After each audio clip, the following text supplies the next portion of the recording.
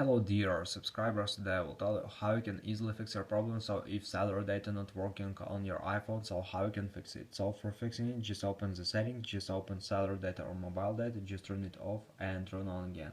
Also you can try to do it, you can turn on airplane mode, wait a second and just turn it off. So after you can also just go to the general, in the general just scroll down, just tap on shutdown, slide to power off, wait a second and just power on your phone again. So just simple restore your phone. And if it doesn't help, if you still have this error, so you can also just try to go to the general, just tap on reset and here you will see reset network settings. So just tap on it and submit resetting network settings.